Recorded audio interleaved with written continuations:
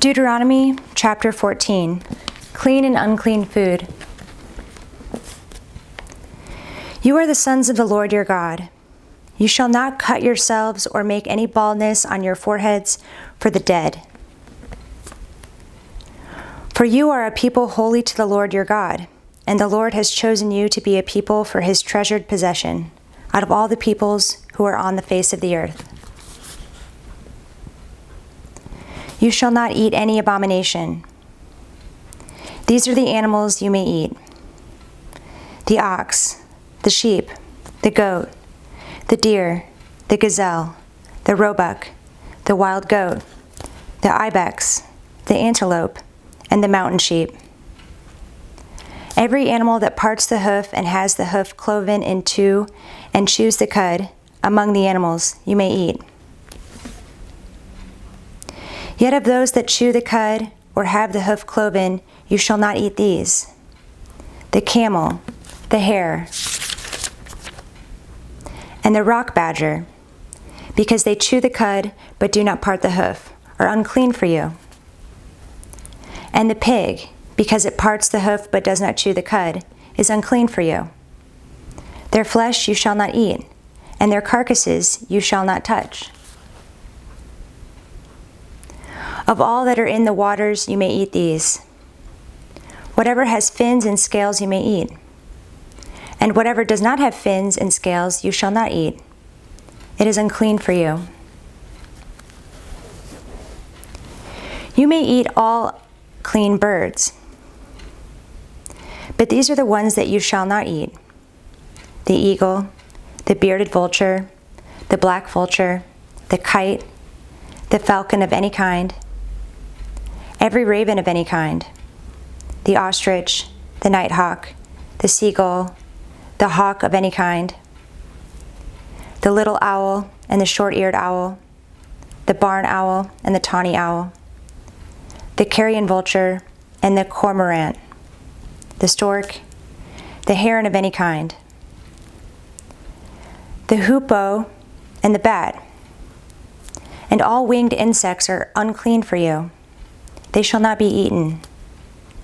All clean winged things you may eat. You shall not eat anything that has died naturally. You may give it to the sojourner who is within your towns, that he may eat it, or you may sell it to a foreigner, for you are a people holy to the Lord your God. You shall not boil a young goat in its mother's milk. Tithes. You shall tithe all the yield of your seed that comes from the field year by year. And before the Lord your God, in the place that he will choose, to make his name dwell there, you shall eat the tithe of your grain, of your wine, and of your oil, and the firstborn of your herd and flock, that you may learn to fear the Lord your God always. And if the way is too long for you, so that you are not able to carry the tithe, when the Lord your God blesses you, because the place is too far from you, which the Lord your God chooses, to set his name there, then you shall turn it into money and bind up the money in your hand and go to the place that the Lord your God chooses and spend the money for whatever you desire: oxen or sheep or wine or strong drink, whatever your appetite craves. And you shall eat there before the Lord your God and rejoice, you and your household. And you shall not neglect the Levite who is within your towns, for he has no portion or inheritance with you. At the end of every 3 years you shall bring out all the tithe of your produce in the same year and lay it up within your towns. And the Levite, because he has no portion or inheritance with you, and the sojourner, the fatherless, and the widow, who are within your towns, shall come and eat and be filled, that the Lord your God may bless you in all the work of your hands that you do.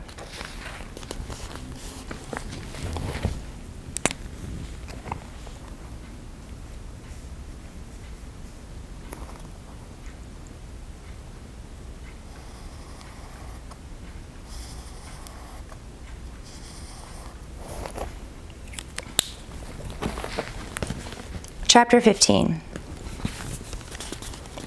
The Sabbatical year. At the end of every 7 years, you shall grant a release. And this is the manner of the release. Every creditor shall release what he has lent to his neighbor. He shall not exact it of his neighbor, his brother, because the Lord's release has been proclaimed. Of a foreigner you may exact it, but whatever of yours is with your brother, your hand shall release. But there will be no poor among you, for the Lord will bless you in the land that the Lord your God is giving you for an inheritance to possess. If only you will strictly obey the voice of the Lord your God, being careful to do all this commandment that I command you today. For the Lord your God will bless you, as he promised you, and you shall lend to many nations, but you shall not borrow. And you shall rule over many nations, but they shall not rule over you. If among you one of your brothers should become poor, in any of your towns within your land that the Lord your God is giving you, you shall not harden your heart or shut your hand against your poor brother, but you shall open your hand to him and lend him sufficient for his need, whatever it may be. Take care lest there be an unworthy thought in your heart, and you say, the 7th year, the year of release is near, and your eye look grudgingly on your poor brother, and you give him nothing, and he cry to the Lord against you, and you be guilty of sin. You shall give to him freely, and your heart shall not be grudging when you give to him. Because for this the Lord your God will bless you in all your work and in all that you undertake. For there will never cease to be poor in the land. Therefore I command you, you shall open wide your hand to your brother, to the needy, and to the poor in your land. If your brother, a Hebrew man or a Hebrew woman, is sold to you, he shall serve you 6 years, and in the 7th year you shall let him go free from you. And when you let him go free from you, you shall not let him go empty-handed. You shall furnish him liberally out of your flock, out of your threshing floor, and out of your winepress. As the Lord your God has blessed you, you shall give to him. You shall remember that you were a slave in the land of Egypt, and the Lord your God redeemed you. Therefore I command you this day. But if he says to you, I will not go out from you, because he loves you and your household, since he is well off with you, then you shall take an awl and put it through his ear into the door, and he shall be your slave forever.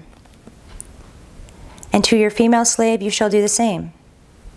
It shall not seem hard to you when you let him go free from you, for at half the cost of a hired worker he has served you 6 years. So the Lord your God will bless you in all that you do. All the firstborn males that are born of your herd and flock you shall dedicate to the Lord your God. You shall do no work with the firstborn of your herd, nor shear the firstborn of your flock. You shall eat it, you and your household, before the Lord your God, year by year, at the place that the Lord will choose. But if it has any blemish, if it is lame or blind or has any serious blemish whatever, you shall not sacrifice it to the Lord your God. You shall eat it within your towns. The unclean and the clean alike may eat it, as though it were a gazelle or a deer. Only you shall not eat its blood. You shall pour it out on the ground like water. Chapter 16, Passover. Observe the month of Abib and keep the Passover to the Lord your God. For in the month of Abib the Lord your God brought you out of Egypt by night. And you shall offer the Passover sacrifice to the Lord your God, from the flock or the herd, at the place that the Lord will choose, to make his name dwell there. You shall eat no leavened bread with it. 7 days you shall eat it with unleavened bread, and the bread of affliction. For you came out of the land of Egypt in haste, that all the days of your life you may remember the day when you came out of the land of Egypt. No leaven shall be seen with you in all your territory for 7 days. Nor shall any of the flesh that you sacrifice on the evening of the first day remain all night until morning. You may not offer the Passover sacrifice within any of your towns that the Lord your God is giving you, but at the place that the Lord your God will choose, to make his name dwell in it. There you shall offer the Passover sacrifice, in the evening at sunset, at the time you came out of Egypt. And you shall cook it and eat it at the place that the Lord your God will choose. And in the morning you shall turn and go to your tents. For 6 days you shall eat unleavened bread, and on the 7th day there shall be a solemn assembly to the Lord your God. You shall do no work on it. The Feast of Weeks. You shall count 7 weeks. Begin to count the 7 weeks from the time the sickle is first put to the standing grain.